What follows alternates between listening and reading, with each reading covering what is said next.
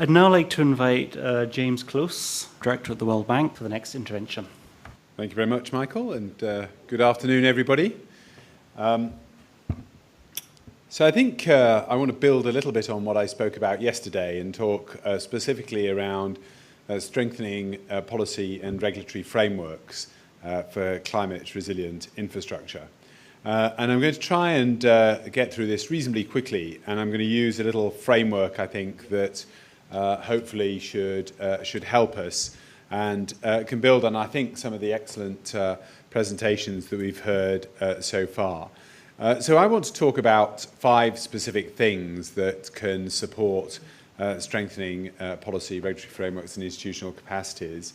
And those are building clear national, subnational and sectoral development strategies, institutional and regulatory frameworks, which include and enable public-private partnerships, improve project appraisal and preparation capacities, the availability of finance at different project phases, and the deployment and use of technical standards. And I'm going to use some examples that I'll talk about very briefly, and you'll have the chance to look at those in more detail in the slides. So when I think about clear national, subnational and sectoral development strategies, I think this really is at the heart of thinking about the long-term resilience of an economy and how infrastructure can contribute to that. And yesterday I spoke about the importance of finance ministries taking a role in it to enable climate and resilience to be mainstreamed into budget and financing strategies. And I also talked about the application of multi-sectoral plans to bring together cross-sectoral approaches to integrate climate into much of what's being done in a country. And if I pick out 2 initiatives that we're dealing with here and just refer to some of the work that's being done there, hopefully that'll give you a sense of some of the potential benefits that can arise from taking this approach. So the pilot program for climate resilience, which is one of the climate investment funds, has driven multi-sectoral planning around adaptation into vulnerable countries, and it's enabled direct investment in a series of different ways. And I think 2 of the countries that I'm familiar with and I think tell a really good story are Zambia, where a high-level coordination body has enabled the cross-sectoral approaches to be put together with a formalized structure through the Ministry of Finance. And the work that we've done suggests that the greater coordination you can get across ministries, the higher impact you're going to have. And that's really created a different way of making decisions. For example, that's supported flood strengthening or flood management strengthening, and the institutional structure and coordination mechanisms that have enabled the private sector to participate in some of these projects in a more effective way. And there are examples there of how within agriculture over $80 million has been attracted in Zambia for that purpose, and the investors have looked to that institutional strengthening to give them confidence that these plans are well designed and effective.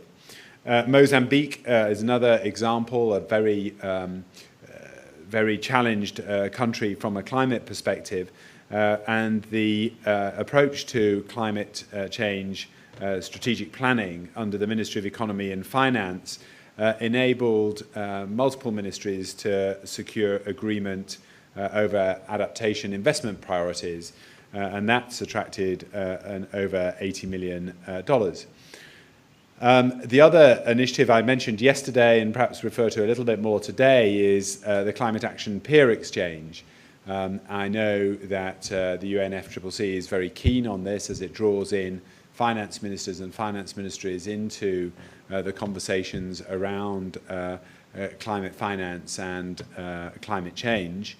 This initiative is seeking to bring together finance ministries to learn from one another so that they can actually take a much greater and more active role in the implementation of the nationally determined contributions. And of course, finance ministries, because they hold the purse strings, enable that planning to be done more effectively and to build capacity in finance ministries and national treasuries.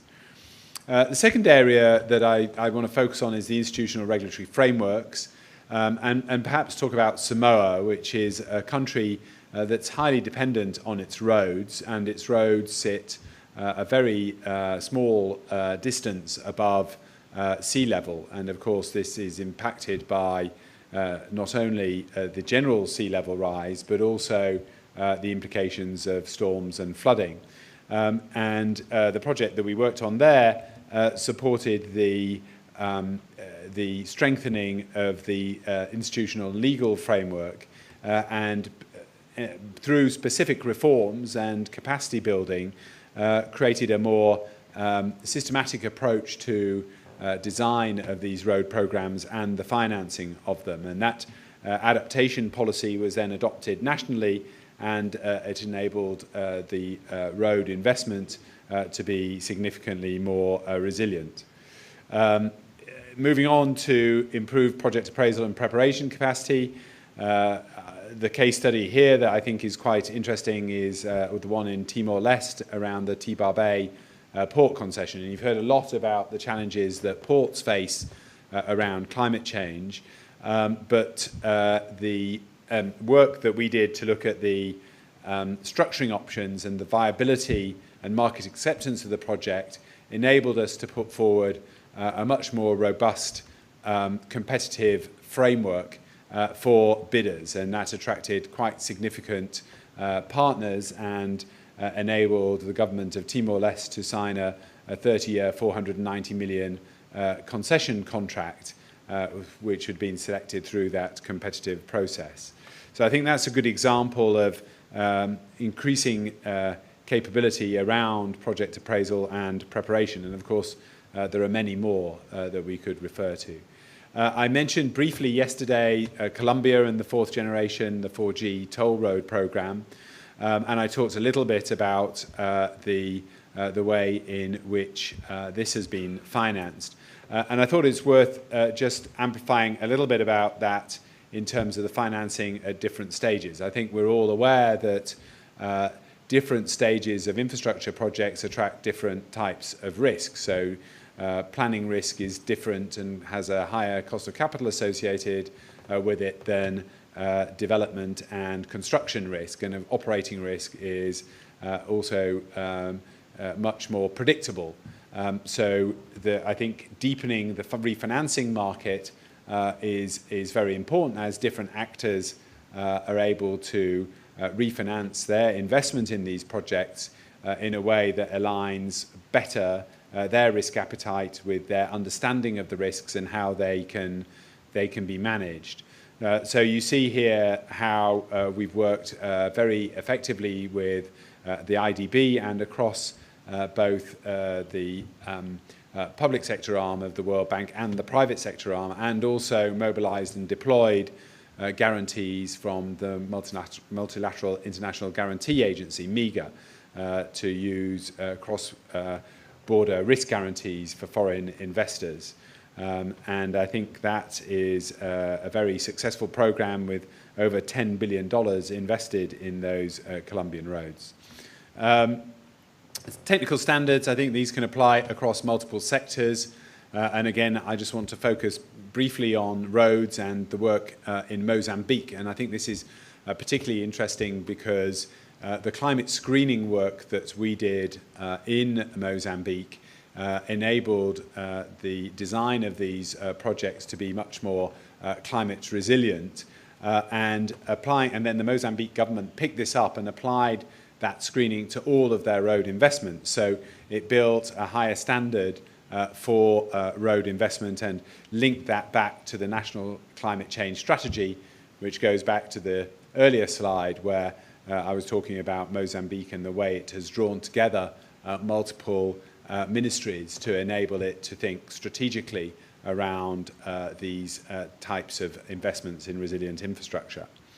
And then finally, I think if I draw all of this together, we can see the benefits of taking this kind of approach because it ensures that you get multi-sectoral approaches that build resilient infrastructure. And of course, that resilient infrastructure means that the money that's deployed is not going to be used ineffectively because this infrastructure is vulnerable and gets compromised as a result of climate change and the effects of hurricanes, weather events, and other things that we're seeing far more of as a result of climate change. Institution and capacity building is also really a co-benefit of this as finance ministries and governments start to build the institutional capacity. It enables them to do much more with their own resources and to plan and to build national fiscal and physical resilience. Project appraisal and preparation are key parts and enable a good decision making to be made on the basis of high quality data, and that also enables the improved access to finance and a better alignment of the use of funds to the project risks that are being described, which obviously reduces the cost of capital, increases the amount of leverage that can be deployed, and gives access to refinancing markets. And finally, improving project design and implementation means that these projects have much longer life cycles and can be far more robust over a longer period of time. So I think this is a useful framework. I mean, there is much more detail around this, and I look forward to perhaps discussing some of this with all of you and with my fellow panelists. So thank you very much.